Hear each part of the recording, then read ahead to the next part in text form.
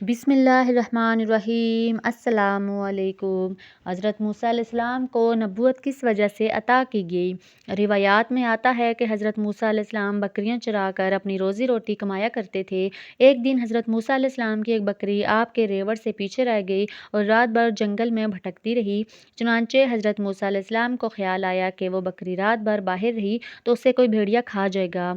موسیٰ علیہ السلام اس بکری کی تلاش میں نکل پڑے اور ساری رات اس بکری کو ڈھونڈتے رہے، یہاں تک کہ آپ کے پاؤں مبارک پر چھالے پڑ گئے اور تھکان کی وجہ سے آپ کا سارا جسم دکھنے لگا۔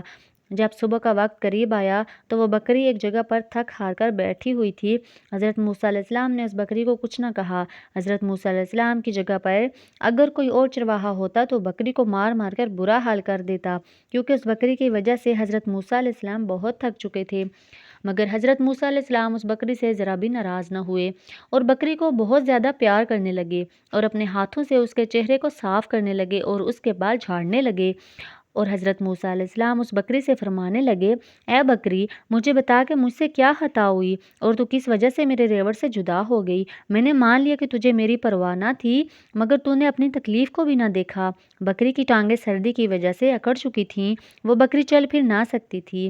حضرت موسیٰ علیہ السلام نے اس بکری کو بڑے پیار سے اپنی گود میں اٹھا لیا، جیسے ماں اپنے بچے کو اٹھاتی ہے۔ اللہ تبارک و تعالیٰ کو اپنی ایک بے زبان مخلوق سے حضرت موسیٰ علیہ السلام کی یہ ہمدردی اتنی پسند آئی کہ اللہ تعالیٰ نے فرشتوں سے کہا کہ دیکھو حضرت موسیٰ علیہ السلام کا حوصلہ، اور اللہ تعالیٰ کو حضرت موسیٰ علیہ السلام کی یہ ادا اتنی پسند آئی کہ اللہ تبارک و تعالیٰ نے آپ کی صلح رحمی کی وجہ سے آپ کو نبوت کا تحفہ عطا فرمایا اور آپ کو منصب نبوت پر فائز فرمایا، اور اللہ تعالیٰ نے حضرت موسیٰ علیہ السلام کو اپنی ہم کلامی کا شرف بھی بخشا۔